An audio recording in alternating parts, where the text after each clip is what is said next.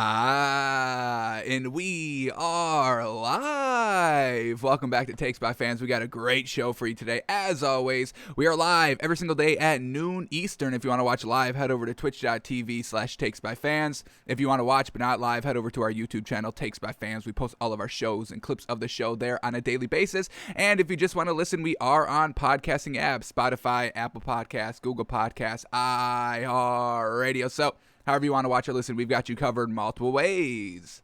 Alrighty, today's a big old Saturday, and we got games kicking off tomorrow, folks, week 5 in the NFL.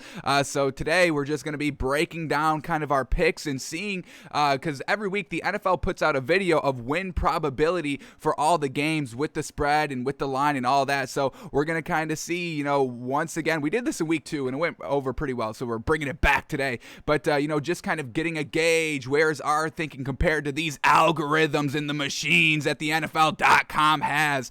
So we'll kind of look at that. But then there's also a couple of stories that we have to go over to today because we get an update on Russell Wilson, and it's not the best if you're a Seahawks fan. So we got to dig a little bit to see if Geno Smith is going to be the answer here and if he's going to be serviceable, bettable, buyable for the next couple of weeks. We got all that to talk about, so let's just jump right into it. And here it is, folks. Russell Wilson has had successful surgery in LA. He sustained 2 injuries to his middle finger, an extensor tendon rupture, which is the mallet finger, which we kind of heard was the initial kind of diagnosis a couple of days ago, and he has a commuted fracture dislocation of the proximal interphalangeal joint. So he had to have surgery, and Dr. Stephen Shiv expects Wilson to be back this season. And that's never good. Back this season. We want to hear back next week, back tomorrow, back today, back right now. But Seahawks fans, it's not looking the greatest because, according to Ian Rappaport, Russell Wilson had surgery on his injured finger, like we just talked about, but it is going to sideline him for about 6 weeks. Ugh, man. And this is not the time for the Seahawks team not to kind of be at full capacity. They're 2-3 to start the season in this hard as heck, the hardest, best division in football, the NFC West, with the Cardinals and the Seahawks and the 49ers and the... Why am I blanking out? The Cardinals, Seahawks, 49ers, and the Rams. How do we forget the Rams? I mean, all great records, all great talent. So already kind of being behind the 8 ball here at 2-3. And now Russell Wilson is going to be out for about 6 more games. So we're going to look at everything. Geno Smith, is he going to be serviceable?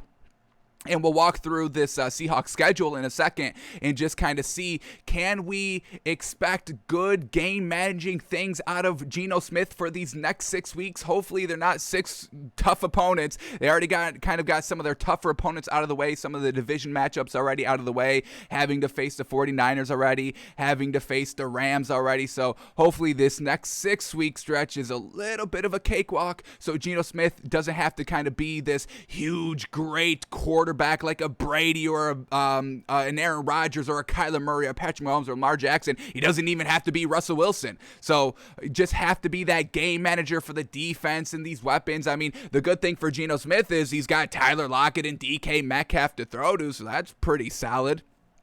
So we'll get to that in a second, but let's keep up here with these tweets here, and then we had the Seahawks official statement about what actually happened. So let's read what they say here. Official statement by the Seahawks. Russell Wilson injured his right middle finger during last night's game versus the Rams. He sustained 2 injuries to the finger, an extensor tendon rupture, mallet finger, and a commuted fracture dislocation of the proximal interphalangeal joint. He had successful surgery today in Los Angeles by hand specialist Dr. Stephen Shin at the Cedars-Sinai Curlin Joby Surgical Center to repair both injuries. He will start therapy this weekend, and it is highly anticipated that he will return to play later this season. And then the quote here by Dr. Stephen Schiff, quote, based on what I saw today, I am fully confident Russell will return to the NFL this season and play at the same world-class level that fans have come to expect to one of the game's very best quarterbacks. Is this one of the doctors here on the Seahawks? I mean, bolstering and talking up Russell Wilson, and he is world-class level, but why is the doctor kind of saying all that? But all right, maybe he's a big sports fan. Maybe he's a Seahawks fan. Maybe he bets on the Seahawks, and Russell Wilson has helped cash out, and maybe Dr. Shiv was betting on the Seahawks with Russell Wilson, and maybe paid back some of that tuition and college bills that he had to pay back to become a doctor. So maybe he's a big Seahawks Russell Wilson fan, but that's kind of where we're at right now with Russell Wilson, going to be out about 6 weeks. Unfortunate. And we saw two quarterbacks get injured with finger injuries in the Thursday Night Football with Matthew Stafford, but he's not out 6 weeks. He came right back in the game and kind of was getting it done and threw 2 touchdowns off the injury, and Russell Wilson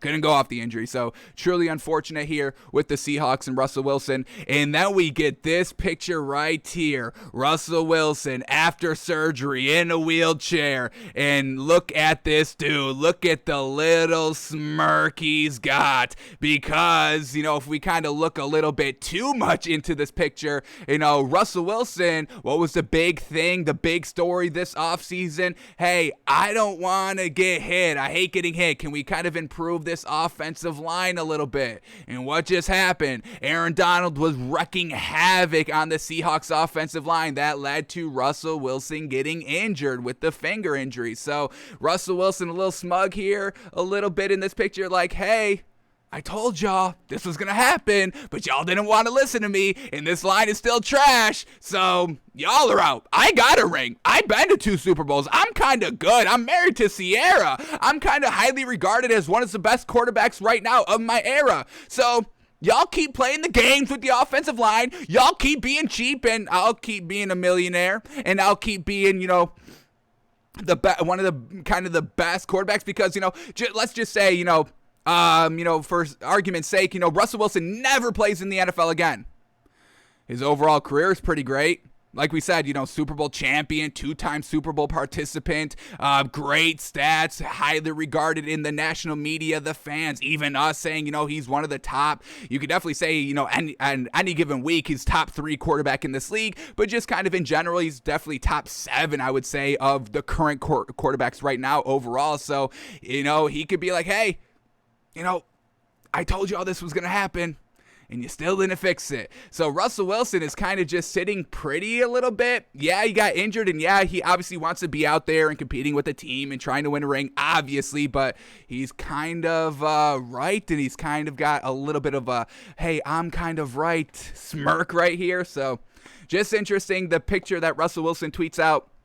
Obviously, he wants to get back out there, but he told y'all this was going to happen. He told y'all it was going to happen. He wanted y'all to improve the line. So we'll see what Russell Wilson's attitude is after this. Russell Wilson is not the guy to make a big stink in the media. That's why, in the offseason when that kind of story originally broke, Russell Wilson tried to bury it and be like, no. Like, I wasn't saying it like that because he saw the media run with that narrative of Russell Wilson is truly unhappy in Seattle and truly is requesting a trade, and all those stories in the beginning of the offseason that broke. So Russell Wilson out 6 weeks. So now it's Geno time, folks, and everybody. If you're on social media, if you're on Twitter during that Thursday Night Football game, as soon as Geno Smith came out and was firing, Twitter was exploding with Geno Smith confidence and everybody loving Geno Smith. So now that we got 6 weeks of Geno Smith at the helm quarterback position here for the Seahawks, let's see, can we buy him?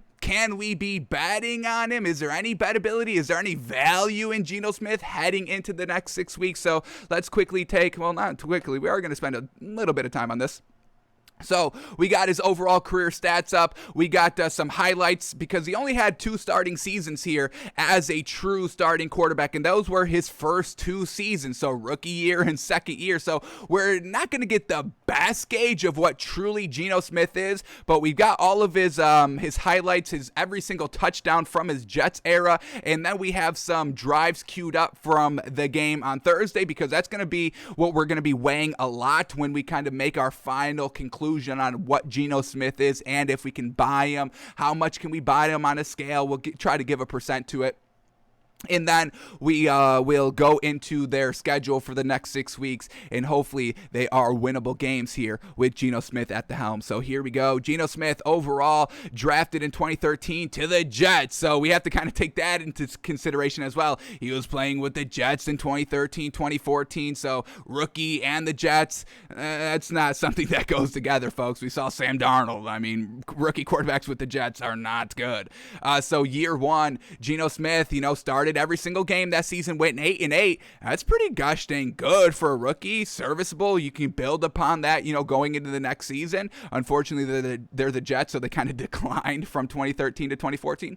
But his first season, his rookie season, 8-8 record, pretty solid there. 55% completion percentage. We absolutely hate that. We're looking for 62 to 65. That's what we say is good. We may be moving the number this season, but that is still a work in progress. But this was 2013, so we're looking for 62 to 65% completion percentage. That's just good. Obviously, anything above 65% is great. Anything below 62% is not really good at all. So rookie year, little bit of a benefit of the doubt there at 55% completion percentage. He had 3,000 passing yards. We like to see at 4,000, so not great there. 12 touchdowns, but this is the worst part right here. 21 interceptions. No. That's absolutely atrocious. We're looking for 2-to-1 touchdown to interception ratio. Not, what is this, 0.5 touchdown to interception ratio? This is absolutely not great. We don't even really like to see double-digit interceptions, and we don't want to see 22 in the first digit there. So real not great season, year one, but he's a rookie and he's with the Jets, so a little bit of a grain of salt there. And then in 2014, once again, basically playing the entire season, only started 13 games, but he played the majority of the season. He went 3-10 during that span. That's absolutely not great, especially when you just came off of an 8-8 season. He did, his completion percentage did go up a little bit. Nothing great, though. 59% completion percentage, so still less than what we need to see. 2,500 yards, once again, less than what we need to see. The touchdowns increased by 1. Okay, 13 touchdowns, and then he cleaned up the interceptions, only 13 interceptions. So that's kind of the best thing about Geno Smith. He was learning to cut down on the interceptions year two, and then they're like, yeah, you're never going to start again, because 2015, he was still with the Jets, no go there. 2016, still with the Jets, no go there. Then he goes to the Giants for 2017. He plays one game for the Giants there. 58% completion percentage for the game, 212 yards, 1 touchdown, no interception though, so that's still pretty solid, not throwing picks out there, but he didn't win the game and everything else was not that great. 2018 with the Chargers, and then 2020 and 2021 now with the Seahawks. So unfortunate here, nothing great to start his career with Geno Smith, so he doesn't kind of get that second contract, that second kind of, hey, all right, now let's start getting it going and try to prove that you are, a great quarterback in this league, folks. Obviously, we can't take your rookie year as the end-all, be-all, and especially in 2013 where we're like 5, 7, 8 years removed from that. But let's just kind of get a gauge on what Geno Smith was looking like back when he was playing with the Jets. So we got every single touchdown as a Jet. It's a 6-minute and 30-second highlight tape here. We'll see how it goes. If he's looking good, how's he scoring? Is he only scoring in the red zone? And we also do know that Geno Smith is kind of a little bit of a dual threat quarterback. So let's see if the numbers reflect that. So year one rushing, he had 366 yards. Year two rushing, 238 yards. So not the biggest dual threat, but let's see what we get in this highlight tape.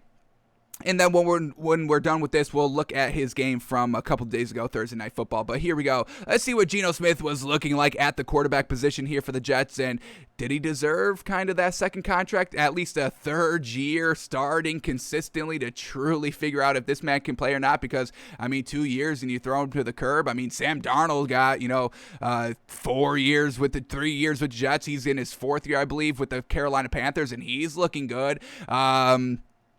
Josh Allen trashed his first 2 years and then exploded year 3. So the fact that they didn't even give this man kind of that third season, a little disrespectful. But let's see what he was truly looking like here out on the field. So here we go. We get a red zone passing attempt, standing tall in the pocket, delivering a nice ball right there. 15 yards for the touchdown. All righty. What else do we get? Let's keep going here. All right, back in the red zone. Second and goal, and then that's what we want to see. Geno Smith taking off, and it's kind of just a quarterback run right up the middle of the field. He takes on some blockers, some defenders, and he hurdles right into the end zone. So that's what we like to see, and we did see that on Thursday night. Him taking off. I think he had about 28 to 30 rushing yards, something like that. But here we go. Let's keep going here. 2nd and 5 at midfield. What do we got? Show out Geno Smith. What do you got? Here, oh, look at that. Standing tall in the pocket, delivering a deep ball. Boom. Okay, this is what we're talking about. Look at this man. Standing tall in the pocket, taking the shot. This man gets absolutely obliterated here by the Bills defense. Boom. But he stayed tall in there. And let's count the yards on this ball. He's launching this from the 40-yard line, getting it all the way down to the 20. Bingo, bango, baby. What do we got there? 30, 10 yards, 40 yards in total, standing tall in the pocket, and it goes for the touchdown. All righty. That's what we love to see right there. Let's see if he can keep it up. Here we go. Back, throwing deep. Another good ball right there. Who's that? Santonio Holmes? Sheesh. Very well done to catch that ball. One-on-one matchup. We always kind of love our quarterbacks taking those one-on-one matchups, trusting your receivers, trusting your arm to put the ball right on the money. And once again, that's what Geno Smith did right here.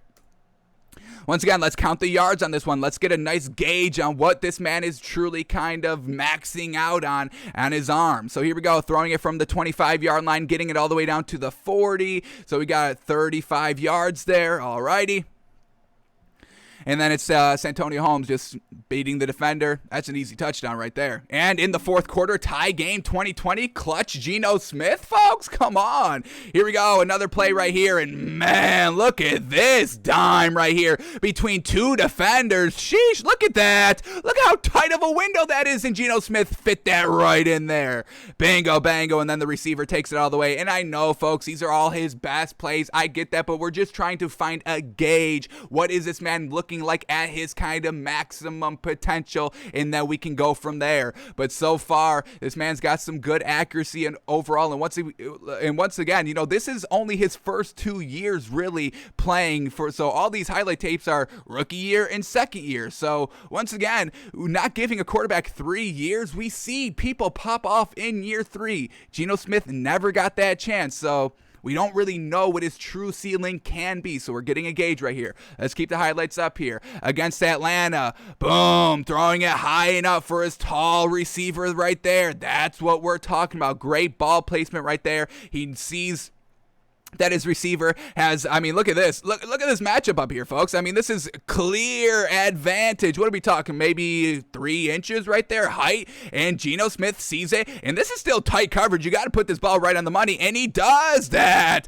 High ball so your receiver can go up and get it. That's what we love to see. And Geno Smith is putting some good balls together right here. We absolutely love it.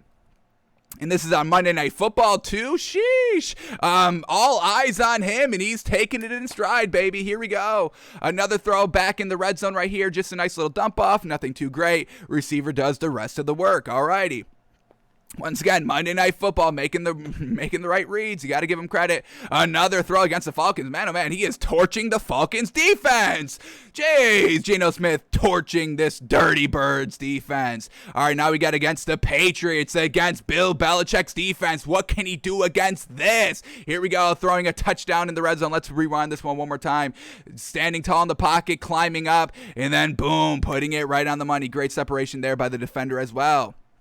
Here we go, back in the red zone. They're down 21-17. Geno Smith. Ooh, look at him. The nice little hesitation to try and get some separation here between the defender and him. Look at that little boom. Ooh, I'm going to go out. No, I'm going in. And that gives them enough to just go right into the end zone. So, once again, some solid dual threat ability here by Geno Smith. Obviously, he's not, Kyler Murray, but more maybe of a Ryan Tannehill-esque type of speed, which is still solid speed for a dual threat quarterback out here.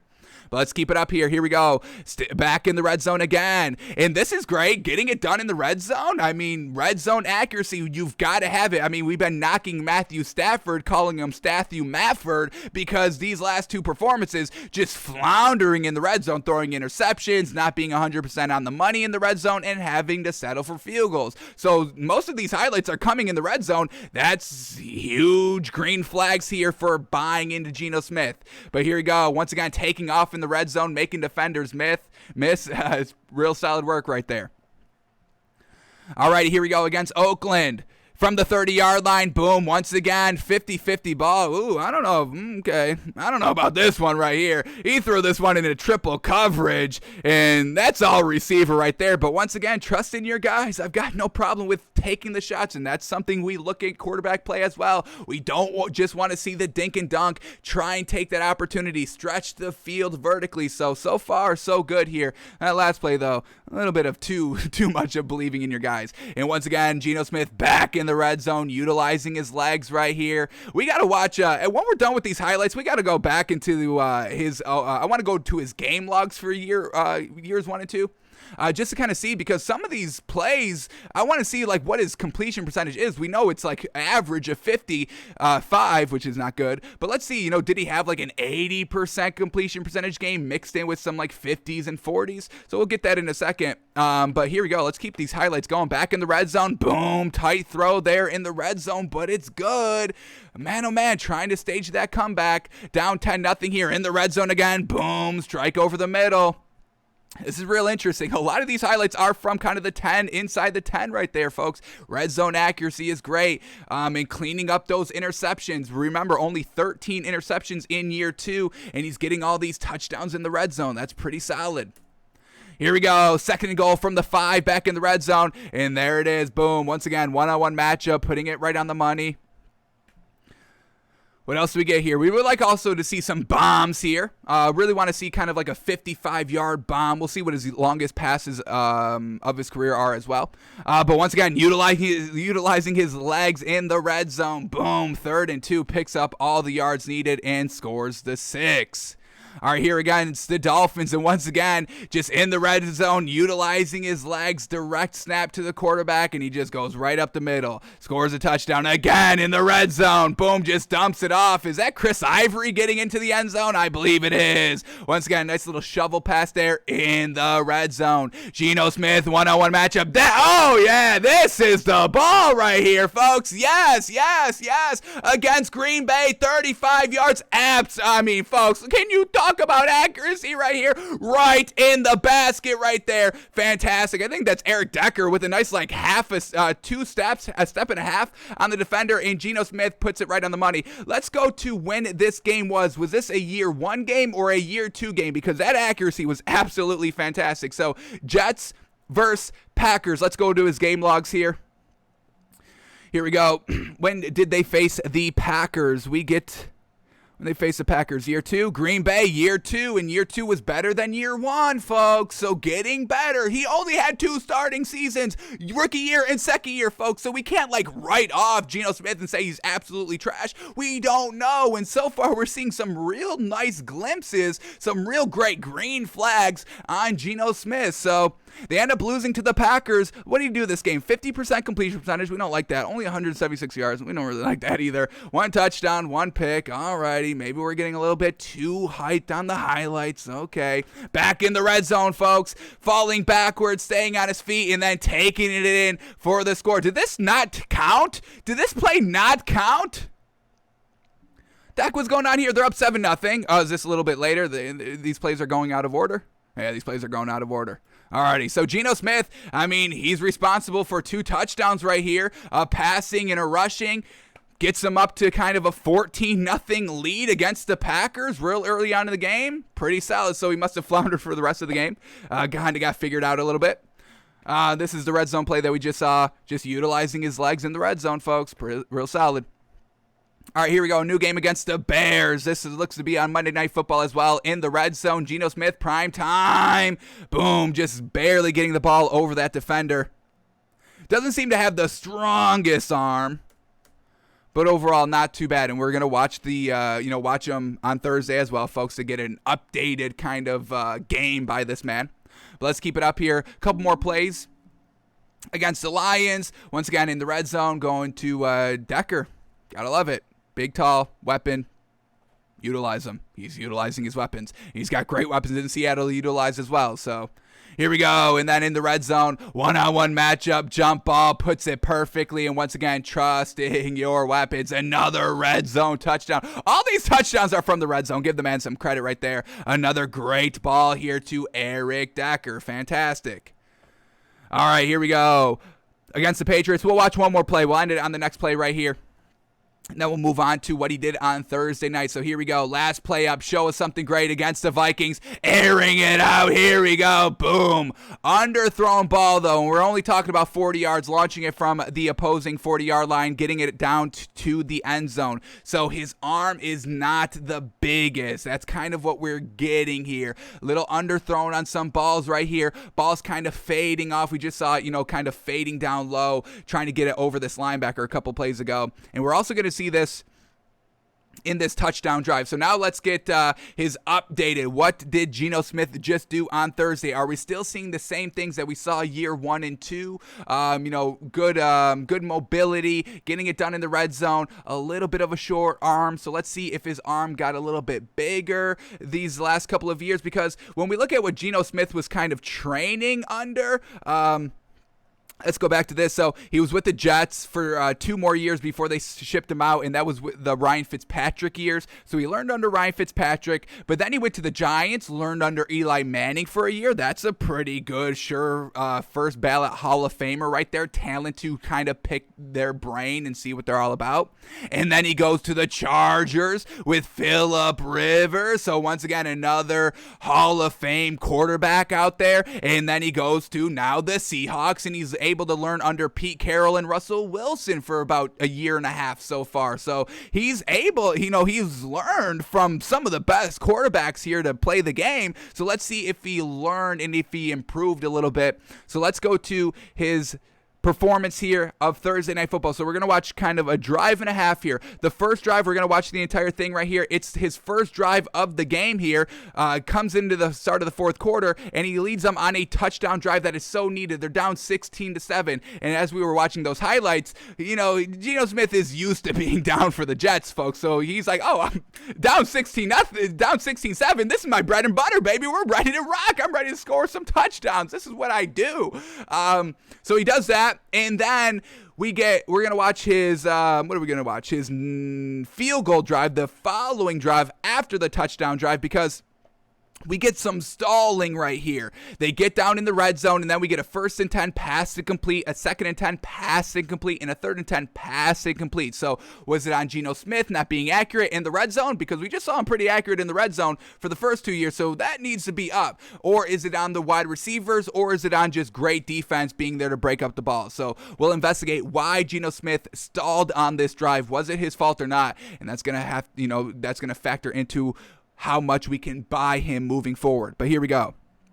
Let's start here with some good stuff. It's a big, long touchdown drive, folks. I mean, they're down 16-7 right here. They need a score. Really, they need a touchdown.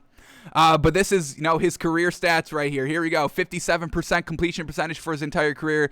Not close of even good.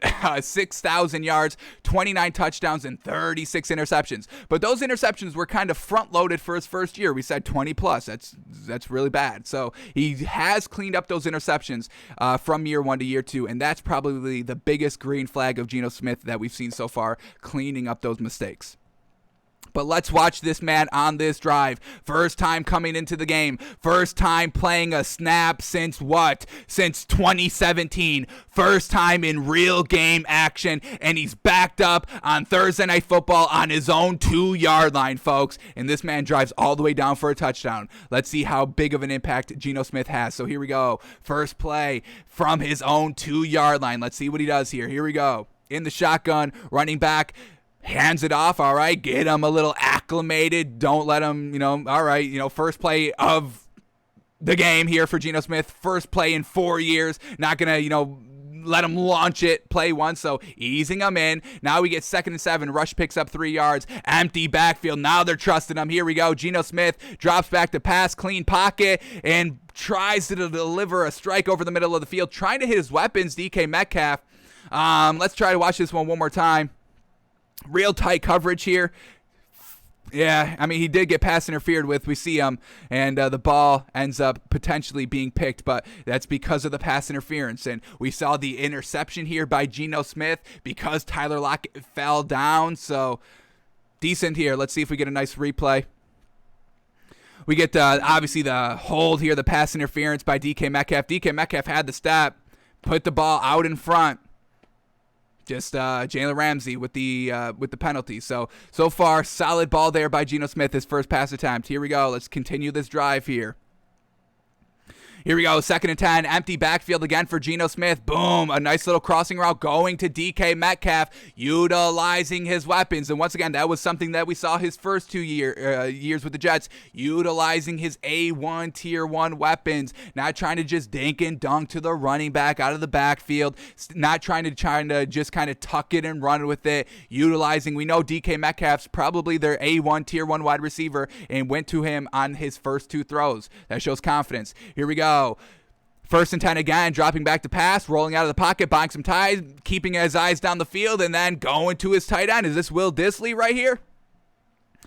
At the 1st down marker. Let's watch this one more time. Was this a little bit behind, or was this right on the money? Here we go.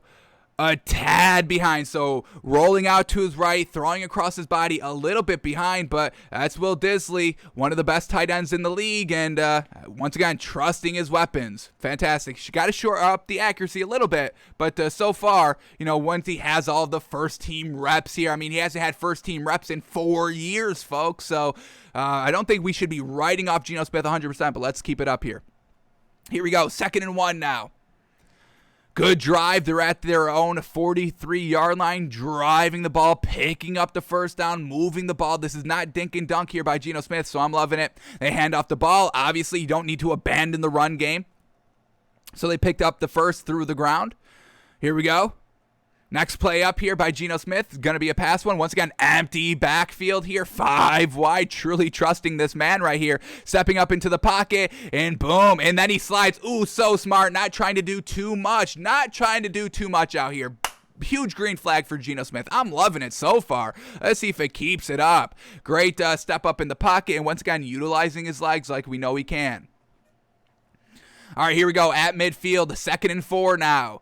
Drops back to pass. Now he takes kind of the shallow route there, dumps it off to his running back out of the backfield. Solid work there. Let's quickly see if there was anything open a little bit more down the field. We don't have the all 22 yet for this game, but let's see if there's anything that we can see. You could probably go to DK Metcalf again. He's not looking to the side. You could probably go to this man at the 1st down boundary as well. You throw this kind of low and away. He probably makes the catch. So a little bit of a miss here, I would say, but this is kind of the wide open route, so not terrible decision, maybe some better decisions, but overall, this is his first drive, so we're not going to penalize him too hard out here. But here we go. It's a crucial 3rd and 1. Who do they trust here on this play? Do they trust Geno Smith to pick it up with his legs, or are they going to trust the running back to do it? So here we go. Geno Smith under center, motion man across the field, DK Metcalf. Here we go, 3rd and 1. What do they call? They utilize the running game. All right, so the huge confidence and believability is not there yet with Geno Smith. They're still going to run the ball on 3rd and 1. Smart. Here we go, 1st and 10 after picking up the 1st down. Let's see what this man can do. Now in the Rams territory. Field is starting to shrink. Is this man still going to be aggressive with the ball and confident in his arm? They run the ball there, picks up about 2 yards. We're going to get a 2nd and 9. Only picked up 1 yard officially. Here we go, 2nd and 9 now. Geno Smith dropping back to pass.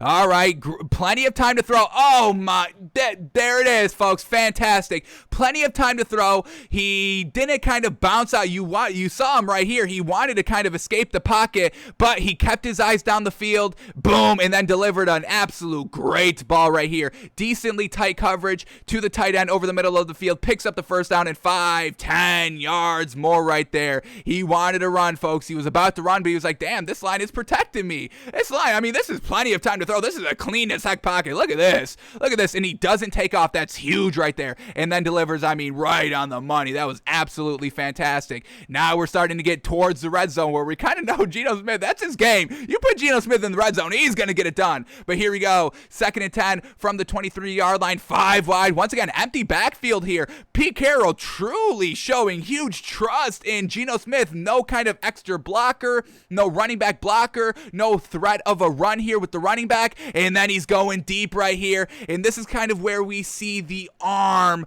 a little lackluster. Geno Smith does not have a big arm, folks. I think he would kind of max out at maybe 50 yards, maybe 45 yards. And we just kind of knocked Taysom Hill a couple of days ago on the show when we were doing our Wednesday film study for the Saints game of why you have to stay with Jameis Winston, because Taysom Hill arm is absolutely not big at all. He maxes out at like 40, 45 yards, which is, you can't do that in this league. You get at midfield, you need to be able to get it down to the end zone. We're really looking for a kind of 55 yards as kind of maybe your base max. 55 yards through the air. So Geno Smith right here, a little underthrown, kind of lucked out a little bit right here, that the corner kind of stopped right here and didn't stay with DK Metcalf. DK Metcalf adjusts the ball and is able to score the touchdown. So it's great that he scored a touchdown. It's great that once again he's trusting DK Metcalf on a kind of a one-on-one matchup here, and he tries to take the shot right here on 1st and 10. Yeah, why not take the shot on 1st and 10? This is some green flags here by Jeez, I keep calling this man Jameis Winston. Yeah, some great throws here to stretch the field vertically here by Geno Smith. Just a little bit underthrown. I mean, you have 8 yards in the end zone to kind of loft this man to throw it to the back corner. A little underthrown and potentially broken up, potentially intercepted if the cornerback stays 100% on DK Metcalf, but he stops his momentum and then he just can't recover when the ball sails behind his head. So we are kind of a little concerned with Geno Smith's arm overall, but the accuracy is pretty solid. Him staying cool, calm, collected in the pocket's real solid. And first drive in 4 years, folks, and he goes down and scores a touchdown. That's something special right there. All right, but obviously it's not all great here. They end up losing the game, unfortunately. So let's go to the following drive right here. We're going to queue it up to kind of shout him out on this 20-yard pass play, but then we're going to get 3 straight incompletions in the red zone, and that's uncharacteristic of Geno Smith, of what we've seen so far of not getting it done in the red zone. So let's see why Geno Smith stalled on this drive, but let's shout him out one more time on a nice big 20-yard pickup here. So here we go. The Rams went down and scored a touchdown, I believe, to kind of cancel out their last touchdown.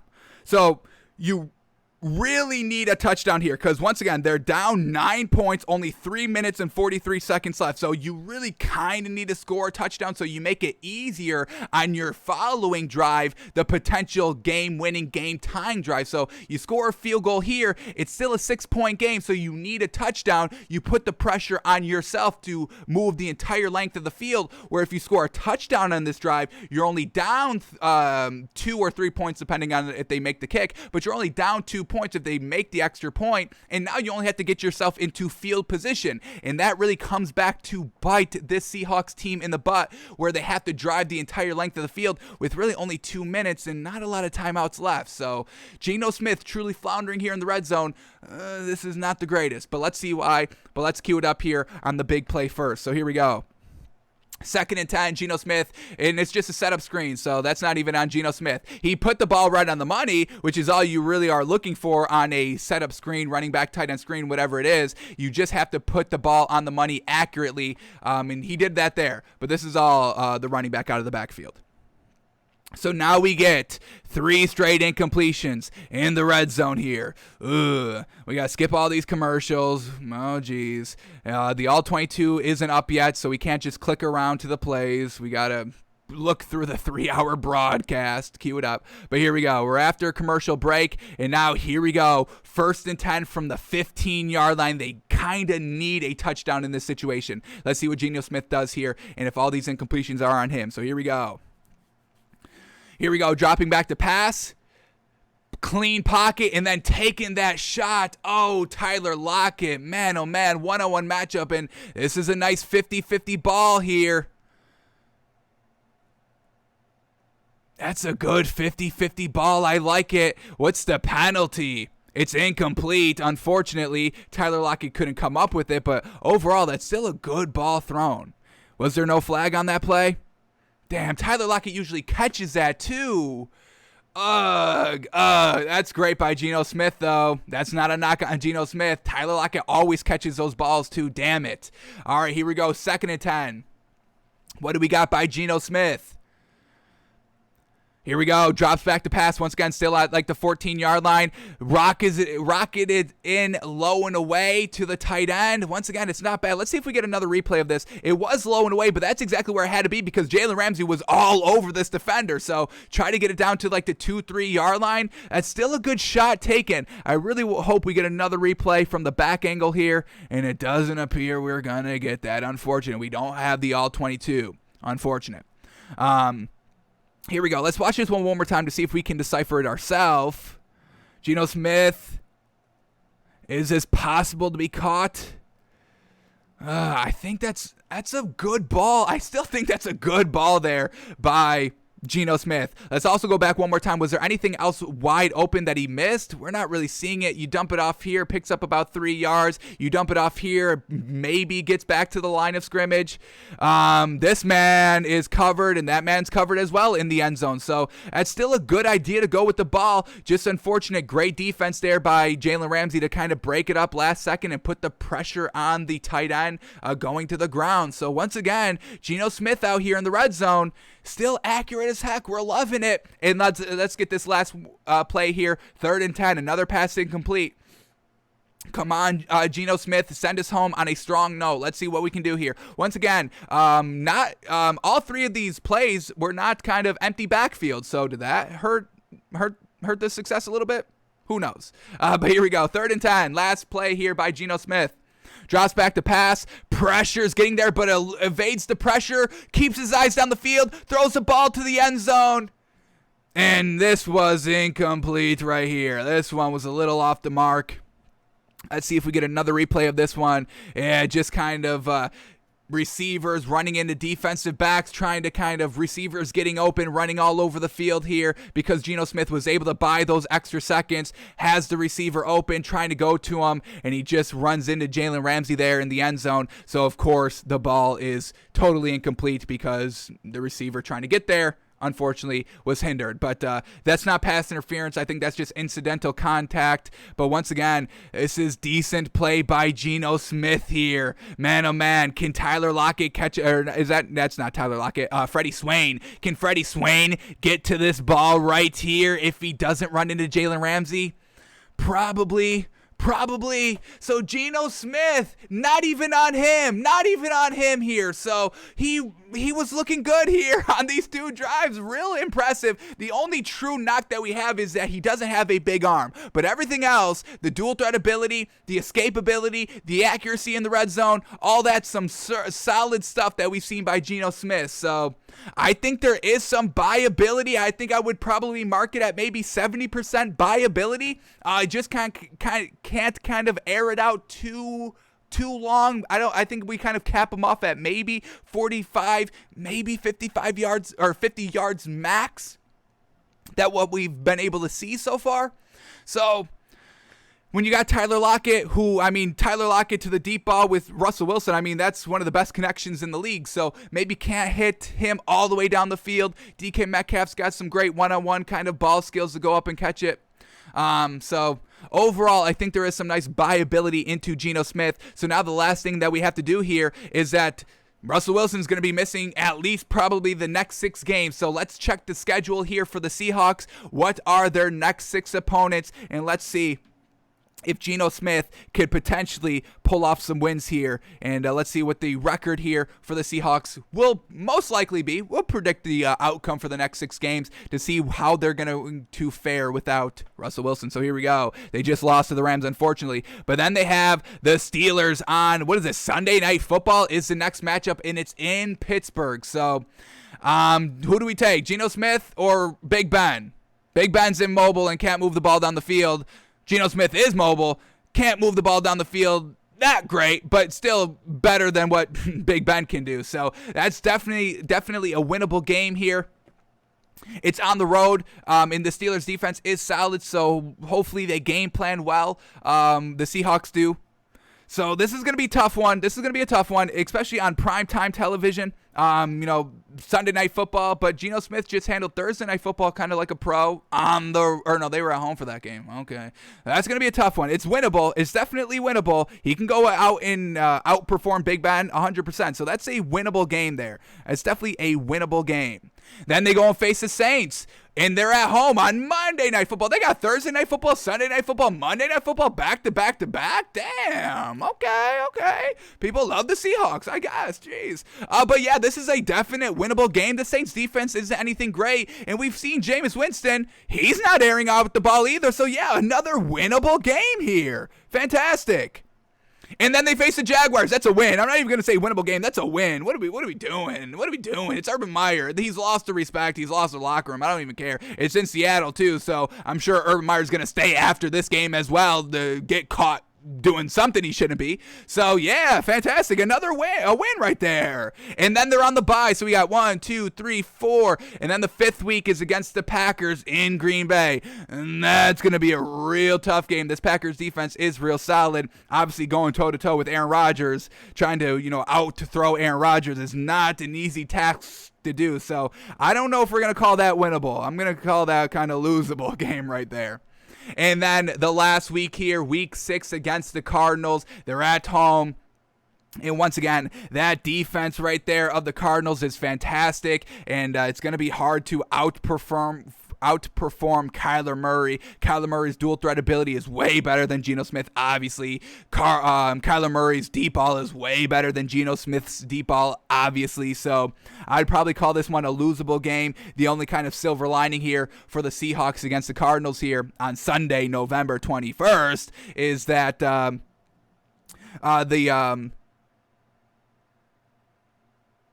what were we gonna say? The only green flag is that they're at home for that game, so maybe the 12s get involved. But we can kind of see them going 3-2, which hey, that's not bad with a backup quarterback 3-2. So we could potentially see this Seahawks team at 5-4, they'd be 5-5, which obviously isn't great overall, but it's at 500 and it's a little bit better than what Russell Wilson did. So I think there's some good green flags and some good buyability into Geno Smith. I don't think this is just kind of real bad, grim news for the Seahawks where they're definitely going to go 0-6. I can definitely see 3-2.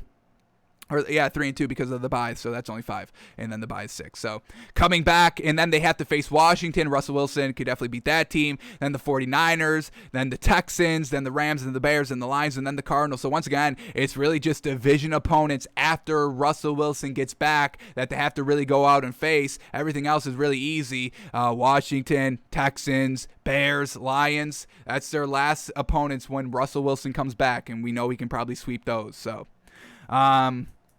yeah, Geno Smith, folks, some good buyability there. Some good buyability. Accurate in the red zone. Accurate overall. He was accurate that entire game, Thursday Night Football. Definitely getting better. And, those first 2 seasons, not the prettiest in the stat column, but some good things to build upon. He had kind of 6 years to get right under, the tutelage of Eli Manning, Phillip Rivers, and Russell Wilson.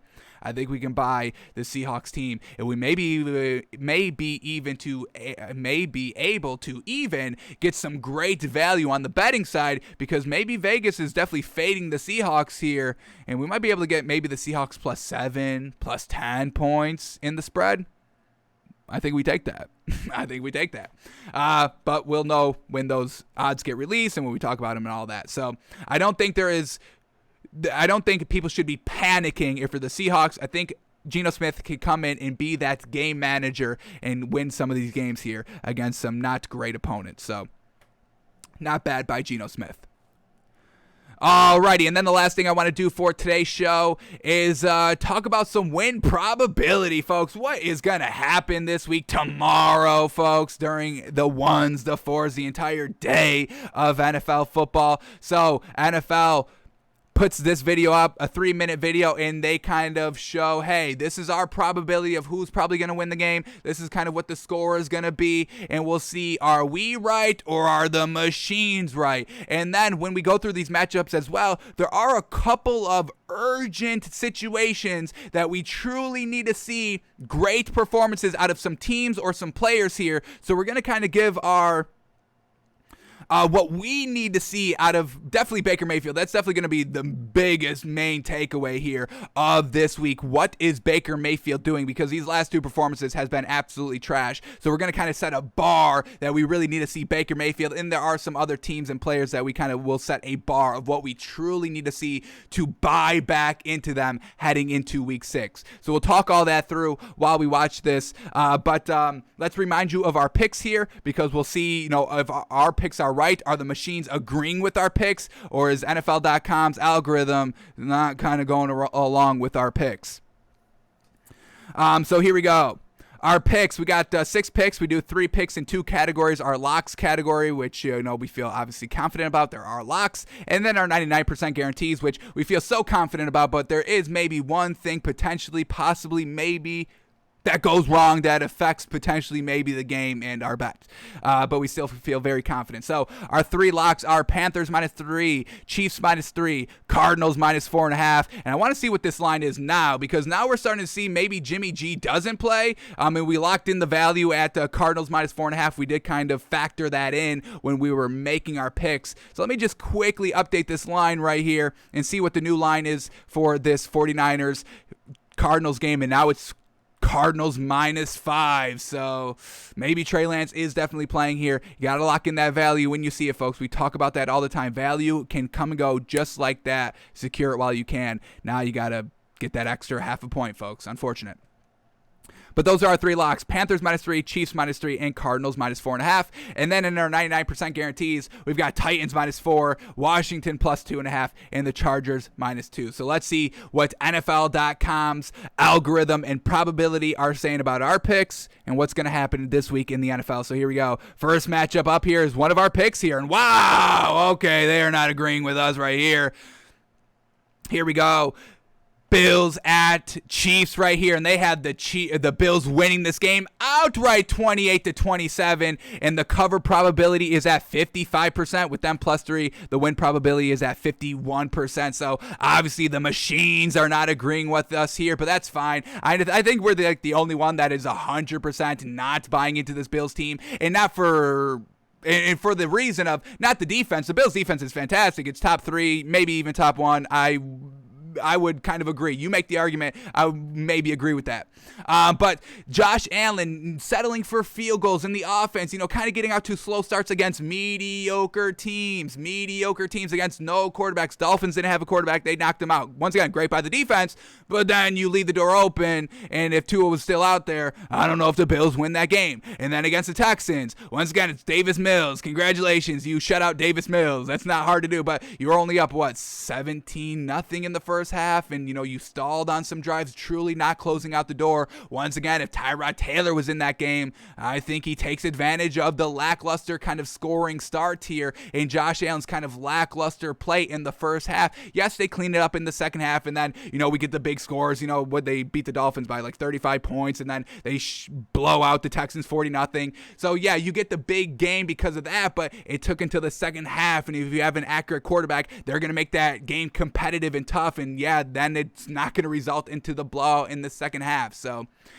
all right, the machines are against us, but we're still standing firm in this Chiefs -3. I think this is a big, I would kind of call it a blowout, at least a 10-point win here for the Chiefs, and I think the Bills' offense struggles here. So the machines aren't with us, but that's fine. We'll see who's right on Monday, us or the machines, folks. All right, let's see what else is next up here. Next game up, we get the 49ers and the Cardinals. Once again, our pick as well. So they've got the final score being Cardinals winning by 5, and now that's the new spread. Go figure, right? So Cardinals win 28-23 by 5. They say the win probability is at 56%, and the cover probability is at 51%. So that's definitely not any great percentage right there, kind of, 51, 49%, basically 50-50 right there. But If Jimmy Garoppolo plays, I can see this kind of being the score right here. But if Trey Lance plays, which we are kind of gearing up for, and maybe Jimmy Garoppolo not being at 100% with that calf, so he's not able to move around in the pocket, you get the defensive edge rushers here of J.J. Watt and Chandler Jones for the Cardinals sacking Jimmy Garoppolo, who's immobile. And if he gets knocked out of the game, we just watched Trey Lance in our Wednesday film study. That man can't play yet. Not yet. He's not ready to start. Not yet. Not like Justin Fields, who has been ready for the last 5 weeks out here. So machines are kind of with us on this one. It's going to be a close one, but the Cardinals, man, the way their offense has been playing here, Kyler Murray moving the ball down the field easily, and the fact that they had no turnovers last week when they had kind of a turnover-filled week 3 and week 2 and week 3, they're cleaning that up. They're back at home against a division rival. I think this is going to be another big win here for the Cardinals. Alrighty, next game up here is the Browns and the Chargers. And once again, our pick here, we like the Chargers -2.5. And NFL says the final score is going to be 24-23 Browns. Win probability very, very close here at 51% for the Browns. Let's see what the cover probability is. And they say the cover probability is at 55% here for the Browns because they are the +2 there. But, we've been seeing Baker Mayfield, and now we have to talk about Baker Mayfield. We have to set a bar of what we need to see out of Baker Mayfield for us to rebuy him. We buy this Browns team, folks. Don't get us wrong. The running game is absolutely fantastic. The receivers are great. The defense, sheesh, is fantastic as well. Maybe the best thing about this team, and Kevin Stefanski, folks, I mean, this man, he can call plays. The man knows how to scheme offense. I would say one of the best head coaches in the league. I've got no problem saying that. Kevin Stefanski, give that man some credit. But Baker Mayfield is holding this team back a little bit. So let's get his performances up here for the last 2 games. Obviously very, very lackluster overall. Obviously, in the completion percentage has been absolutely not great. I mean, look at this. The first 2 games, 75% completion percentage, 90% completion percentage. We love that. We loved it. That's why we were riding high on Baker Mayfield and the Browns for the first 2 weeks. But then week 3 came. He had 61% completion percentage. It's not nothing. It's good, but it needs to be better. We need to see you in like 63 to 67% range throughout every single game. I mean, that's really what we need to see out of great quarterbacks. And if Baker Mayfield wants to be this great quarterback, he's got to get up there consistently. And that's what we haven't seen by Baker Mayfield so far, is the consistency. So 61% completion percentage game 3. He still threw 246 yards, which was good, and didn't have a turnover, which was all good, and it results into a win. That's why, people in the mainstream media aren't kind of knocking and harping on this Browns team like we are. But like we say, we do everything for a reason, and we look at everything, folks. On Monday, we're looking at every single game, every single player, how they scored, when they scored, what was the quarterbacks throwing to, were they dinking and dunking, were they airing it out? We look at all that, and I don't think that's kind of something that the mainstream media does. So they're just saying 3-1 record. Baker Mayfield overall really solid, not really turning over the ball, but we have to go a little bit more in depth. So week 3, not the worst, definitely a lot better than what he just did last week. 45% completion percentage. That's absolutely ridiculous. And why was Kevin Stefanski letting this man throw 33 times? That's kind of uncharacteristic. Kevin Stefanski kind of knows Baker Mayfield's a little limited in his game, a little bit of a game managing quarterback, above average game managing quarterback, not a Tom Brady, not an Aaron Rodgers, A1 tier ones that can single-handedly sling the ball 45 times and win the game just based off of them. Baker Mayfield needs a little bit of help for the running game, the scheme-wise, offensively, and some nice weapons. And that's not a knock on Baker Mayfield. Not everybody can be A1, Tier 1. Ryan Tannehill, Baker Mayfield are kind of the 2 quarterbacks that we classify as above-average game managers. And Ryan Tannehill got to the AFC Championship game. That's not a knock, folks. But last week, 45% completion percentage, 155 yards, no touchdown, no pick. I mean, that's just real lackluster. So we really need to see. Let's get, here we go. The bar that we need to see out of Baker Mayfield this week, folks. We're going to write it down. We're going to have it on the record here. So here we go. We really need to see 64% and higher. I got to see 64% higher completion percentage. We got to see 200. I'll even set the bar that low. I don't even need to see him throw like 300 plus yards because I know that's not Baker Mayfield's game. So only give me 230 yards. 230 yards passing. That's all. And I'm even going to do, once again, low here. 1 touchdown. No picks. We can't see any turnovers. If he has one pick, then he has to throw 3 touchdowns. So we'll classify that. We really only need to see 1 passing touchdown, 0 interceptions. But if he throws 1 interception, then he needs to have three touchdowns. So that's the bar. That's not unachievable, folks. That's really kind of easy to achieve. We just need to get this man back on track to buy him a little bit more so we don't have this bad taste in our mouth anymore. Get rid of this bad taste in our mouthwash, Baker Mayfield, come on. So 64% completion percentage, 230 yards, 1 touchdown, no pick. But if he throws a pick, we need to see 3 touchdowns instead. So that's the bar, what we need to see out of Baker Mayfield. And if he performs under that bar, we're still going to have bad taste, and we will continue to kind of fade Baker Mayfield. Maybe not the team, but definitely the quarterback. So we like the Chargers -2. We don't think Baker Mayfield gets back on track. We just saw this Chargers defense against the Raiders, high-flying offense, and they kind of shut it down in the first half. So that was really solid. And this Chargers team has a little extra rest on their hands because they were the Thursday night game. So, or no, hey, did I get that wrong? Were they Monday? Hang on. Let me get I've got so many games, folks, in the head. What was this? It was Monday, so they don't have the time. So all right, but we still like the Chargers here because we don't expect Baker Mayfield to be that good. So they don't have the extra rest here, the Chargers, which will go against them. But I do think the defense will be able to make up for that, and we'll see what Baker Mayfield does on the road, folks. I'm not buying it quite yet. All right, let's go on to our next matchup here.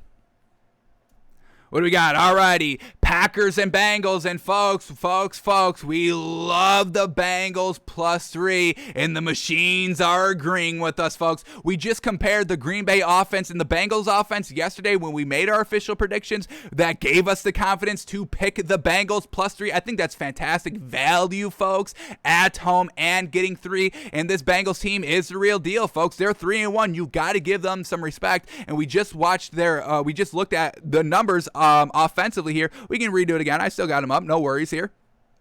Here it is, folks. Look at these offensive totals by the Packers and the Bengals. The offenses are basically similar, and the Bengals are even a little bit better. Packers have put up 95 points so far. Bengals have put up 92. So they're scoring at the same pace. 1,272 yards for the Packers overall offensively. 1,302 yards offensively by the Bengals. So they have more yards, 3 less points, but overall we're getting 3. So that's fantastic, right? Passing game, same kind of thing. Aaron Rodgers, 902 passing yards. Joe Burrow, 910. Kind of a little better, 8 yards better. How crazy. Aaron Rodgers, 8 picks, 2 interceptions. Joe Burrow, 9 how did I say that? Aaron Rodgers, 8 touchdowns, 2 interceptions. Since Joe Burrow, 9 touchdowns, 4 interceptions. So he is turning the ball over a little bit more. Let's clean that up. Hopefully he doesn't throw a pick this game. And then the rushing yards, 370 rushing yards by the Packers, 3 rushing touchdowns. And the Bengals, 392 rushing yards and 2 rushing touchdowns. So overall, these offenses are basically the same here. Joe Burrow is doing the same thing Aaron Rodgers is. And we get Joe Burrow at home. Aaron Rodgers on the road. That's, usually where it gets a little tricky here for Aaron Rodgers. He's usually very, very good at home, but on the road, this is where we get these 2 interception games back to back, and then he kind of calls it quits. So I'm loving the Bengals +3 here. NFL.com is agreeing. They call the game 27-25 Green Bay, but we get the 3, folks. That's 28-27. That's a win, folks. And they put the cover probability at 51%, basically because, they're only winning by 2 there. So I'm loving that the machines are agreeing with us on this one. I love it. And go out and take the Bengals +3, folks. Think it's great value. Maybe one of the best recognized values of this entire week, I would say. Alrighty, here we go. Let's go to the next game up here. Giants and the Cowboys. And y'all know I love the Giants. Y'all know we love the Cowboys here. I just don't want to swallow. What is the spread? Is it still 7? I think it may have went down to 6.5 here. The spread is, it's back up to 7. I think it dipped a little bit yesterday. Once again, value, folks. Got to secure it. Got it under that touchdown hook at only Cowboys -6.5. That would have been where the value to get it at. But now it's back up to Cowboys -7. So get the value while you can. But here we go. NFL.com predicts this game at Cowboys winning 31-22 over the Giants, with the win probability at 67% and the cover probability at 53% since they only win by 9 points. So Cowboys here looking fantastic at home. Giants just kind of finally got it going last week, but are they going to be able to kind of keep it going, especially against this Cowboys defense on the road? We saw them kind of get it done, and the Giants last week didn't get it done until the fourth quarter. So once again, we've seen this Giants team off to the slowest of starts so far through the first 3 games. And then last week, it took them really until the fourth quarter when they were down by like 10 points, 2 possessions, to really kick it into high gear. And then they were able to win it in overtime, which is great. But this Cowboys defense is better than the Saints. They are ball hawks. They take the ball away. We love this Cowboys. We can't even talk about this Cowboys team enough, folks. We have them number 2 in our power rankings. We feel so strongly about this Cowboys team in general, and just this Giants offense is not there yet, man. It's just not there. They show some glimpses, and we saw that in our Wednesday film study, but overall, it's just not what it needs to be to consistently win and be competitive. So we're loving the Cowboys here. Just don't want to kind of play around with the 7-point spread right there. That's why it's not one of our official picks, but we absolutely love them, and NFL.com says they win as well. Alrighty here, Colts at Ravens. Like the Ravens here, once again, it's a lot to swallow there. I think this one is still at Ravens -7. Monday Night Football here. Ravens -6.5. So, hey, you get it under that half-a-point hook. This is where the value is, folks. I believe this did open at Ravens -7. So, this is the value. If you're going to bet this game, get it now. This is where the value is. We will still stay away from it. We like the Ravens here. We don't believe in Carson Wentz really at all. So, NFL.com says the Ravens win the game 28-19. Win probability is at 70% for the Ravens, just winning straight up. And yeah, I kind of agree. Carson Wentz on the road. Carson Wentz hasn't been good at home. You know, we're not really going to see him be good on the road. And we just saw their one road matchup. They lost by 3 points, or they won by 3 points on the road. Is that correct? Let's double check that quickly. Colts on the road. They lose by 9 against the Titans. So, yikes. But yeah, Colts here. We don't believe in Carson Wentz. We have sold Carson Wentz 100%. We're off of him. All these injuries, it's enough now. It's truly enough. And this Ravens offense, they're moving the ball with Lamar Jackson, and this Colts defense, I don't think they're going to be able to keep up with the dual threat ability that Lamar Jackson has. So Ravens also have the chance to set the rushing record for most consecutive 100-yard rushing games this season, or for through a stretch. They're at like 46, 45 games. So Ravens are predicted to win 28-19, and the cover probability of the spread is at 52% because the Ravens, by the time they made this video, I think they said the last time they updated the odds were at like Tuesday or Wednesday. So it's still, like we said, opened up at Ravens -7, and they had them winning by 9 points. So that's where the cover probability comes into. But we don't believe in this Colts team anymore, and neither does NFL.com. So once again, right on the same page. Alrighty, next game up here. What do we got? Dolphins at Bucks. And yes. Don't take the Dolphins here. Their offense is trash. They won't be able to move the ball. They have no quarterback. I don't even think they get to 18 points. This is a little bit beneficial here by NFL.com of the Dolphins. I don't think they put up 18 points. I don't even know if they put up 1 point, honestly. So they say the Bucks win 29-18. The win probability is at 72%, and the spread is at 10. So the win probability is going to only be at 51% since they say the Bucks win by 11. But I'm sure the Bucks win by a lot more. Tom Brady frustrated that he had no passing touchdowns against Bill Belichick's defense in the high-profile game, obviously. So I think he takes it out on the next best thing, which is an old division rival in the Dolphins. So I think this is going to be a bad day for the Dolphins. I think their defense tries to keep them into it, but like we've been seeing this Dolphins team in the second half, yes, the defense keeps them close in the game in the first half, but then when the defense sees that the offense is just consistently not moving the ball and capitalizing on the takeaways that the defense created in the short field that the defense created, they kind of subconsciously kind of give up in the second half, and that's when all the kind of big scoring of the opposing teams really start to score really only in the second half. So I'm assuming that's how this game plays out as well. Jacoby Brissett is not the answer. I would definitely start Sinnett, our third string quarterback, and hope that Tua can bring us to the promised land next week when hopefully he's back out onto the field. But yeah, I think this is generous here by NFL.com. Bucks -10 I think is great value. Alrighty, next game up here is the Bears and the Bears at the Raiders here. Once again, NFL.com, I don't know if they're just playing the game here. I mean, because so far, all these kind of projections are right basically around the spread line. So, do they truly mean these numbers, or are they just trying to, put something out there? I don't know. But let's keep going here. Bears at Raiders here. Justin Fields playing and going to be the starter for the rest of the season. Thank goodness. But NFL.com predicts the score at 26-21 Raiders, and we know the spread is like 5.5. Let's see. Yeah, it's 5.5 here. Is it still 5.5, or did it drop down to 5? Yeah, it's still at 5.5. So okay. But yeah, cover probability is only at 51% because 5.5. They win by 5. So that's where the cover probability comes from. We're expecting good things out of here for Justin Fields. Hopefully he can get it done. Raiders, they have to get back on track a little bit here. They definitely need to win this game to kind of put last game against the Chargers kind of out of the mind, because we've seen this Raiders team flounder as the season progresses over the last 2 seasons. Raiders out to a hot start this season, just like the last 2 seasons. So they really just need to keep it going, keeping their foot on the pedal so they don't flounder at any point this season. But this Bears defense, they forced a lot of turnovers and kind of getting it done in the red zone against the Lions last week. So this is going to be a great game to watch. I don't even know what I would stay away from this bet. 5.5 is not good value, I don't think, either way. So I would highly advise to stay away from this one. NFL.com says Raiders win by 5, spreads 5.5. There's no value there, folks.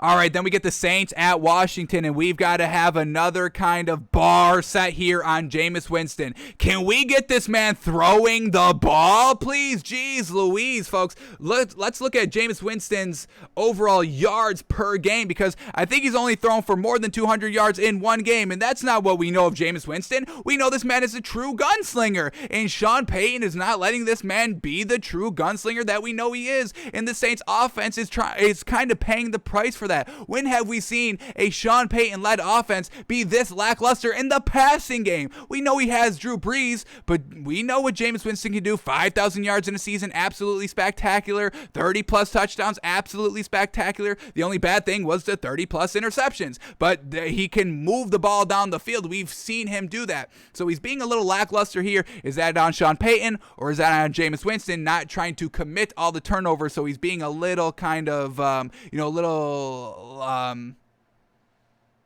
don't even know. He's being a little timid to air out the ball, because he knows once those interceptions come out, the narrative in the media will be like, oh, it's the same old Jameis Winston. He's back to throwing all these interceptions. But let's see what Jameis Winston has been doing these first 4 games, and we've got to set a bar for this man, because we've got to see this passing offense start to develop. And it's not like they don't have any pieces, and that's going to be another thing that we're going to have to set a bar on. Can we get Marquez Callaway more than like 1 catch a game? But let's start here with Jameis Winston, and then we'll get to Marquez Callaway. So here we go. Jameis Winston, 148 yards game 1, 111 yards game 2, 128 yards game 3, and finally 226 yards in game number 4. So finally we get a 200-yard game, but it resulted into a loss, so that's not great. So we really want to see out of Jameis Winston, like basically 280 yards. I'll set the bar a little bit low. I won't put it officially at 300 yards passing, but I got to see 280 passing yards out of Jameis Winston, folks. I don't even care about the interceptions. I just want to see this man air out the ball consistently from the first quarter to the fourth quarter, not, for one play. The only reason why he has 226 yards here is because he opened up the second half with like a 70-yard bomb. So you take away 60, 70 yards here, and then he's back exactly around where he's at. So we've got to see 280 yards out of him. Throw 4 interceptions, 5 interceptions, I don't care. Just throw 280 plus yards, please. And then for Marquez Callaway, because Jameis Winston has shown, who did he hit that big bomb to in the second half, the 70 yards that we just told you to shave off of his yard totals from last game? He went to Marquez Callaway. And who did Jameis Winston go to win the starting job in the preseason games? Marquez Callaway. Remember, game 2, 40-yard bomb to Marquez Callaway, touchdown. 40-yard bomb to Marquez Callaway, touchdown. Why is Sean Payton not scheming? You don't have Michael Thomas yet back, so why are we not utilizing everybody that they've got? So let's go to Marquez Callaway.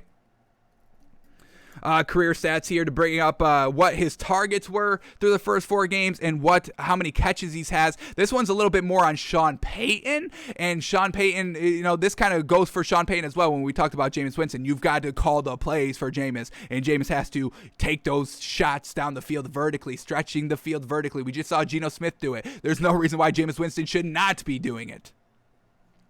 So let's talk about Marquez Callaway here. He should be the main target. He should be getting 8 to 10 targets a game, folks. That's what A1 tier 1s get. DeAndre Hopkins is getting, 10 to 12 to 15 targets a game. What did DK Metcalf just get last game?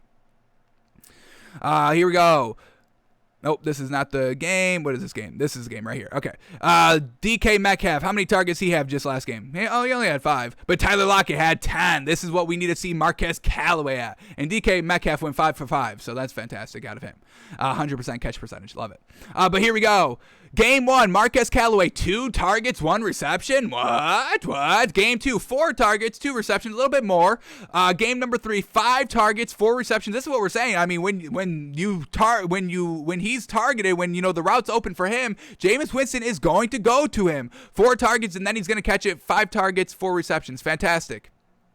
And then last game, 2 targets, 2 receptions for 74 yards. But like we said, that big touchdown catch right there. Or it didn't go for a touchdown. It was like 2 yards short. It gets down inside like the 10, 5-yard line. But the same thing still goes there. So just got to get this man. Can we get this man 10 targets? I'll even lower it a little bit. Can we get 8 targets here? We can build upon it. We don't need everything right now. We'll set a lower bar here. We're just starting. We're setting these bars so we can start buying these teams and these players and these coaches a little bit more. So we won't even make it 10. We'll make it 8. 8 targets, please. Can you scheme Marquez Callaway open, Sean Payton, please, we know what happens when you throw to the man. It's big, explosive plays. He can win the one-on-one matchup. He can win the 50-50 balls. Throw this man the ball. Jameis, scheme this man open, Sean, and you'll have no problem winning these games. Jeez Louise. So, the bar for Jameis Winston, 280 yards. The bar for Marquez Callaway, 8 targets at minimum, folks, at minimum. Back to the game here, and another one of our picks where we're getting points here, and NFL.com agrees with us, folks. Fantastic. We love Washington plus 2.5 here, and they had them winning straight up 24-23 over the Saints. So NFL.com is predicting that Jameis Winston doesn't reach his bar, that Marquez Callaway doesn't reach his bar, which is unfortunate, and we'll be, in the same position here next week, screaming at Sean Payton and Jameis Winston to get it together. So, Washington wins 24-23. Cover probability is at 54%. We're getting points here, folks, with the home team and a lackluster passing offense in the Saints. Did y'all just watch Taylor Heineke last week? Because we did. We watched him in our Wednesday film study.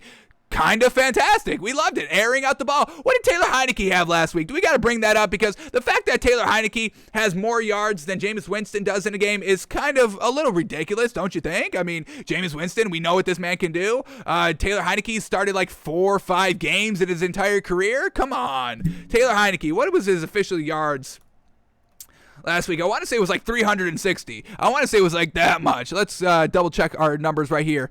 290. So that's what we expect out of Jameis Winston. 280. If Taylor Heineke's putting up 290 in a game, he did throw 336 game 2 as well. Jameis Winston is nowhere near these numbers. Get it together. Taylor Heineke has 1 game under 200 yards passing. Jameis Winston has 1 game more than 200 yards passing. Come on. This is the bizarro world. This is upside down. It should be the opposite. And that's no disrespect to Taylor Heineke or knock at Taylor Heineke. He's just a little immature in the grand scheme of being a quarterback in this league.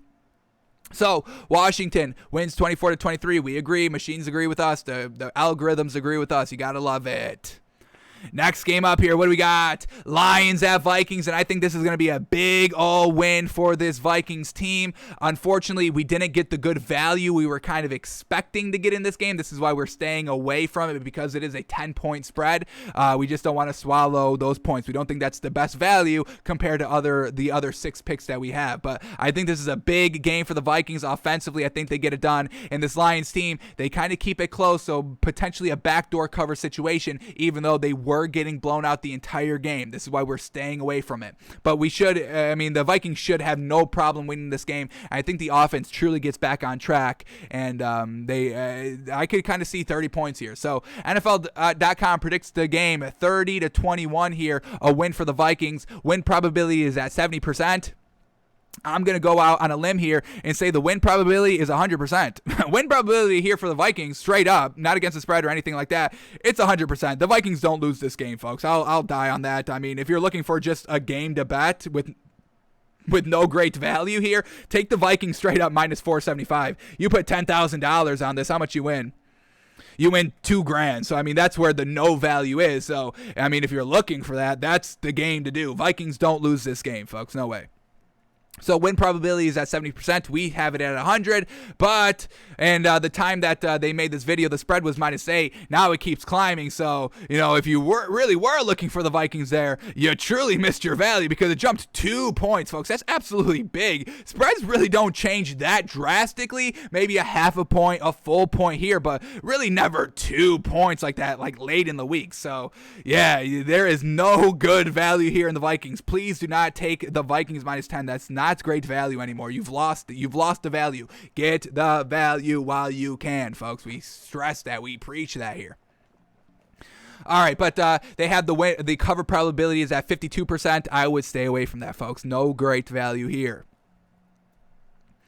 All right, next matchup up. What do we get? The Titans at the Jags, and the Titans, and this is one of our picks as well. Titans -4, and NFL.com has the Titans winning by 7 points, and yeah, that's fine. They win by a touchdown. We think the Jaguars can be competitive because Trevor Lawrence is good. We just don't think this defense is going to be able to stop Derrick Henry, especially, given their lack of trust and respect to Urban Meyer. They may not, defensively, after getting punched in the mouth, because finally somebody that does something right here, Derrick Henry. Let's go to his stats, because this man's getting like 30 carries a game, and that's exactly what you should be doing with Derrick Henry. So Frank Vogel, the offensive coordinator for the Titans, I'm blanking on your name. We don't have to set a bar for this team, because they've been over exceeding the bar. 30 rushes a game by Derrick Henry. Let's get the numbers up here officially so y'all can see them. Here we go. Derrick Henry. Career stats, not career tata. I don't know why Google recommended that. I don't even know what the hell that means. But here we go. Derrick Henry. Look at these rushes a game. 17 game 1, just getting his feet wet a little bit. 35 game 2, 28 game 3, 33 game 4. That's what we want to see. That's exactly what we want to see. So they're doing it right there, and that's why we like the Titans here so much. Derrick Henry is going to be their main focus. We've seen all those kind of players for this Titans team not practicing this week. Julio Jones, A.J. Brown not really going next week. I think they're still a little questionable to go this week, so they're definitely going to rely on their bread and butter, and that is Derrick Henry. And this defense of the Jaguars, they're going to get punched in the mouth. We just read you there how many times they run it with Derrick Henry, and this man's a monster truck coming right at you. It's not like he avoids the contact, like, I don't want to get hit, I'm going to run out of bounds or try to finesse you. He's like, I'll just run right through you. Y'all don't understand this man. In case y'all don't know how big this man is, he's 6'3", 247. I mean, this man is a monster, mammoth specimen of a man, and that's why we have him on the wall behind us, because he's fantastic. So NFL.com says Titans win 28-21. We absolutely love that. The -4, they cover that. Win probability is at 65% here for the Titans, and the cover probability is going to be great as well. Only 54%, really? Oh, interesting. I'd count that higher. We'll put that at 65% cover probability.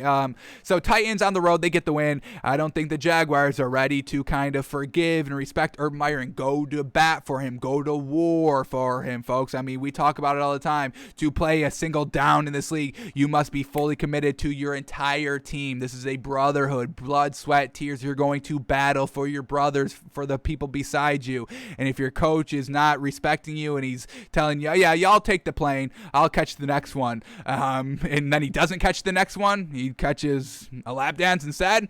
And it's like, I'm not going to try and tackle Derrick Henry to make this man look good. It's not going to be consciously, folks. Like, I'm not saying that these players are actively going to kind of be like, well, I don't want to play. It's just like subconsciously everything that affects you, folks. So 28-21 by the Titans. We agree. What else you got for us machines? They're kind of agreeing with us so far. Obviously, the Bills-Chiefs one, nobody agrees with us on, but I think we'll be right at the end of the day. I've got no problem with that. Y'all don't have to agree with me. That's fine. That's fine. We're just talking sports here, folks. Everybody's got their own opinion. But let's go to this next game up here. Here we go. Wow, Broncos at Steelers, and they call this one 21-20 win for the Broncos here, and that's basically what the spread is. It's like Steelers -1, Broncos +1. Once again, no great value here. Really don't know how to call this game. Teddy Bridgewater, I don't think he's 100% ready to go. He still could potentially play. Do we have an update on Teddy B? I think he is still questionable with the concussion. Let's quickly take another look here since it is Saturday, and I think he was practicing yesterday, so that definitely kind of helps it out that he is going to play. So here we go. What do we got here? What is his status?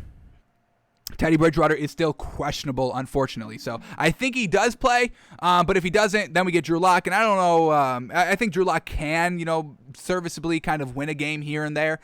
So I would just stay away from this game. No great value here. They're calling it a 1-point win. The spread's 1 point. They call this cover probability 54%. So they have the same cover probability as the Titans. That's why this makes no sense. How are you going to say the Titans win by 7, even though the spread is 4, and have that as a 54% cover probability, and then just say the Broncos +1 in a 1-point win is a 54% cover probability as well? I don't think those numbers are checking up, so I don't know what algorithm NFL.com is using, but I don't respect your algorithm. I don't respect your machines over there. Jeez. So, yeah, I would stay away from this game. Well, I don't really know how to call this one. We'll see what Teddy Bridgewater can do on the road against this Steelers defense. We just watched him yesterday, or in our Wednesday film study, against the Ravens defense, and it's not like he was dinking and dunking like we kind of know Teddy Bridgewater can do. It's just the Ravens defense was getting after it, and there was just no separation by the receivers, and there was really nowhere to go with the ball. So, Teddy Bridgewater only putting up 7 points, it's kind of, we kind of understand it. But we'll see what this Steelers defense can do. And Big Ben, I don't even know. I guess we can set a bar for this Steelers offense. Let's go to the Steelers team. Let's try and set a bar for the Steelers team, because we all know it's lackluster. They've won one game. They're not moving the ball. Big Ben's not accurately moving the ball. Matt Canada, their offensive coordinator, is not scheming well. There's too much talent on the Steelers team. All right, Big Ben's arm is obviously not what it was in his prime. We all know this. It's declining. But Matt Canada should realize this and scheme the offense. We've got like 4 deep wide receivers. We got Najee Harris, and you still can't scheme to good, a competitive offense. What is that? So let's go to the Steelers team quickly. And just kind of get a bar on what we need to see this Steelers offense do this week. And they've got a tough opponent in the Broncos defense. This is a real defense as well. They were decently kind of shutting down the Ravens last week. They only allowed, 24 points, and they were always in the game. And I think they only put up 10 points in the first half, so it was still a game. But unfortunately, the offense couldn't move the ball, so it kind of unconsciously, like we say, affects the defense. But let's see what this offense has been doing here. Let's get this up. Oh, man. Here we go. Let's see what this offense has been doing so far this season. All right, yards a game. We get anything by game. I want to do by game here. Can we do by game? We've got 986 yards overall. Does it break it down in game by game? I want to see it game by game so we can get an accurate what we need to see. Does not break it down individually what they're doing per game. Yards per game, rushing yards per game, passing yards per game. It's not breaking it down here. So let's go back here and watch Big Ben. What's Big Ben doing? He threw for 380 yards game 3. He threw for 295 yards game 2. Like, this is what we're talking about, but it's not resulting into wins. It's barely resulting into points. I mean, 17 points throwing 295 yards, 10 points throwing 318 yards. So I guess we just need to see points. Is that all we need to see? I mean, Najee Harris is putting up some solid rushing numbers. Let's get his numbers up. It's just like weird. Like, yes, these numbers are good, but they're not converting for touchdowns and not getting any points out of any of these drives. So I guess the only bar that we really need to set is kind of like a point total bar here. Let's get Najee Harris. I want to say did he ever have a 100-yard game yet? Rushing, not rushing, but we do know he's a dual threat running back. He had 102 yards receiving in game number 3. How great is that? So, I mean, yards here overall, yards from scrimmage. Where is that with Najee Harris at? So, I mean, he's almost putting up like 100 yards a game, folks, and that's exactly what we want to see between the rushing and the receiving. So, they're getting it done. The yards are there. The points are. So, we've got to see the Steelers team. Let's remind you of their point total so far. They won with 23 points. They lost with 17. They lost with 10. They lost with 17. So it's just we've got to see them score the ball. That's all that's kind of wrong with this team. They're getting their yards that they need to get to kind of win the game. I mean, when you look at who's winning these games and what they're doing, these yards are kind of right on pace, right on par of what it takes to win in this league. So we just got to see the Steelers. I want to see 25 points out of them. The most points they've put up all season, 23 points is what it kind of takes to win so far. If they put up 27, they would have beat the Raiders. If they put up 25, they would have beat the Bengals. And if they put up 28, they would have beat the Green Bay Packers. So all we need to see is 25 points scored. That's it. We see 25 points. I'll call it a success here for the Steelers, either win or lose. That's not what we need to see. We need to see them put up the points. So they scored 25 points. That's the bar we need to see for the Steelers this season or this game, folks, against the Broncos. Yeah, I would stay away from it because I don't know what Big Ben's going to be doing. I don't know what this offense is going to be doing, and we don't know what Teddy Bridgewater is going to look like. So. All right, next game up here, and one of our picks again, and this is our lock in NFL.com. I don't think this is what the game is, folks. They're calling it 24-21 at Panthers, right on that 3-point spread. Go figure. We love this Panthers team. Defensively, it's one of the best defenses in the league. Christian McCaffrey's back, so Sam Darnold can dink and dunk. They're at home here, and I'm not saying Sam Darnold doesn't air it out. I'm just saying in the grand scheme of thing, he doesn't really get it done in the clutch here, so having Christian McCaffrey back in the backfield to run the ball and for him to kind of, hey, pressure's here. I don't really want to force the ball down the field. I can check it down like we've seen Sam Darnold do. But this Panthers defense, I don't think this Eagles offense is ready to attack this Panthers defense. The Eagles offense had its best game against the Chiefs defense, and everybody's saying this Chiefs defense isn't that great, folks, in covering. So they gave up 30 points. They put up 30 points last week, which was great, what we wanted to see with this Eagles team. But now they're facing a real defense on the road. I don't think they score that many points here. I don't even know if they put up 21 points. I would say probably around 10 to 17 points here. And I think the Panthers, with their defense, creating some takeaways. And Sam Darnold, we've seen what Sam Darnold can do. He gets off to nice starts here. Another kind of comparison between this Panthers offense and the Bills offense is they don't really close the door on the teams. They face the Bills and the Panthers have faced lackluster teams thus kind of far overall. The Panthers just had their real test against the Cowboys, and what happened? They left the Cowboys in. They never really kind of closed out the Cowboys. It was a 14-13 lead for the Panthers going into halftime, and then Sam Darnold throws back-to-back interceptions, and the Cowboys take advantage, and they win the game. That's exactly what the Bills and the Panthers have been doing this entire season so far. Not closing out the door against lackluster opponents in the first half, and that bit the Panthers in the butt. Now this Eagles offense is not ready to perform here in Carolina with their defense, and Sam Darnold doesn't have to kind of close out the door here. So I think this is a big old win here for the Panthers.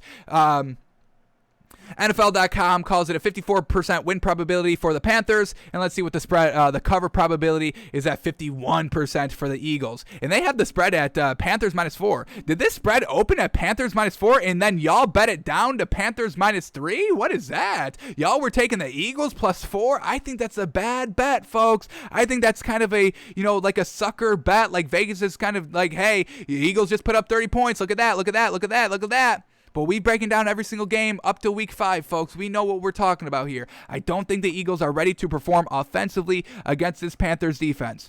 Let's see where the spread opened up at, because I did not. I thought the spread opened up at 3. We look at the spread on Thursday's show, so we don't really know what the spread opens up at. So let's see what the spread opened up at. Score Mobile, shout out to Score Mobile. They track all this. But yeah, it opened up at Panthers -4. Damn, y'all gave us the value. Thank y'all for taking the Eagles +4, because we were able to get the Panthers -3, which we think is definitely gonna hit. So, alrighty, folks, we'll see who's right here, us or y'all, because y'all were betting that Eagles plus the points. I don't think that's the best bet. Alrighty, next game up here. What do we got? A couple more games left. Here we go. Next game up here is the Patriots at the Texans, and that's another generous score total here with the NFL.com saying the Dolphins are going to put up 18 points, saying that the Texans are going to put up 16 points. Laughable. Davis Mills, no disrespect, he's a rookie. He's not a first-round rookie, so a little bit more disrespect there, but, this man cannot play quarterback as of yet. Maybe he gets better. Obviously, he's a rookie, blah, blah, blah. We get it. But, yeah, he's trash right now, folks. Not good. He can't move the ball. He can't put up any points. Trash. And this Patriots defense with Bill Belichick just held Tom Brady to only 17 points, no touchdowns. So, how many points did the Patriots put up, or the Bucks put up last week? Doesn't really matter. They put up 19. Okay. Same thing. 19 points, 17 points. No big difference there. But, Patriots winning 26-16. Absolutely fantastic. We agree. The reason why we're staying away from this game is because, the spread is big. They didn't move up to 10 now. What do we got? What's the current spread? It's only 7.5. Did this go down? Were y'all betting this down? Wasn't this at, Patriots -8.5? We can keep up this video. What did they have it at? What were they talking about? At 9. Why are y'all betting the Texans plus the points? They can't move the ball. Jeez, I think y'all are betting down this value. Now I may take the Patriots -7.5. If y'all are betting it down, I'll take the value. If y'all are going to give us the value, we'll take the value. Damn. Patriots -7.5. Sheesh. So, NFL.com predicts the Patriots win by 10. Win probability, what they say it's at? Win probability is at 71%, absolutely. Cover probability is at 52%. Now it should go up even more because y'all bet it down to Patriots -7.5. Wow, y'all are changing the value here. I can't believe this. Y'all are single-handedly betting the value to great value now. What else have y'all been betting up? Let's take a look at these lines. What else has changed? What else value are y'all going to open up for us? Jeez. Jets are still at, now Jets are at +2.5. Now y'all are doing something smart here. Y'all were taking the Jets +3, so it comes down to Jets +2.5. That was the great bet right there. That was the value y'all gobbled up. All right, I respect y'all for that. Eagles Panthers has moved from the point, like we've already said. Packers Bengals is still at +3. Patriots Texans coming down to 7.5. Titans Jaguars still about 4.5. Broncos Steelers, now it's Broncos -1.5. Wasn't it Broncos +1.5? Y'all are really getting rid of all the value here. Sheesh. Let me double check this one. Let's track where this spread was at, because now it's Broncos -1.5, and I'm not taking that. Yeah, wow, y'all. Wow. -1.5. And then it was at it was at Broncos +1.5. Some of y'all, I don't know where y'all are. Wow, these spreads, folks, y'all are changing these spreads. Saints Washington is still at +2.5. Lions Vikings now at 10. We've already talked about that one. Dolphins Bucks, Dolphins +9.5. Browns Chargers 2.5 spread right there. We locked it in at 2. Bears Raiders 5.5 spread right there. That one's saying the same. Giants Cowboys is at 7. 49ers Cardinals at 5. Bills Chiefs, Bills at +2.5. Raiders Colts, Ravens Colts still at 6.5. So y'all have really changed the spread of 3 or 4 games out here. Crazy. All right, and then I think we get two more games out here. The London game, they say the Jets win 23-21. We agree. We think the Jets plus the points right there. If you got it at +3, I thought that was great value. +2.5, and a half a point kind of potential loss right there on a field goal. Unfortunate. Maybe buy up to half a point. But Jets winning probability is at 52% and cover probability is at 58%. Yeah, I think that's the highest cover probability we have seen so far today. So, yeah, take that +3, get that +2.5, whatever you've got it in at. And that's the last game. They don't cover the Monday night game. Did we talk about Colts Ravens? Oh, we did. All right. Oh, that's all the games, folks. So overall, the machines are kind of agreeing with us. The Bengals +3 is a good pick. They don't agree with the Chiefs -3. They say the Bills win outright. We don't agree with the machines there. So, alrighty, folks. We'll come back out on Monday. See who's right, us or the machines. Us or the machines, folks. Who was right? We'll see. Alrighty, folks, that's going to do it for us today. Thanks for tuning in. Thanks for watching. Thanks for listening. We're back live tomorrow, noon Eastern, doing it all over again. And, no. Tomorrow, Sunday, folks. Our pregame show, Sunday. So we'll be live noon Eastern all the way up till about 12:55, maybe 12:50. Get us time to put the video up and all that, and be ready to go by 1 o'clock to watch all the games. So join us live tomorrow noon Eastern. We'll see who last second ins and out, last second great bets, and we'll see if there's any good prop bets to take a look at. So we'll be back live tomorrow noon Eastern, folks, getting us ready for the great day of football ahead. All right.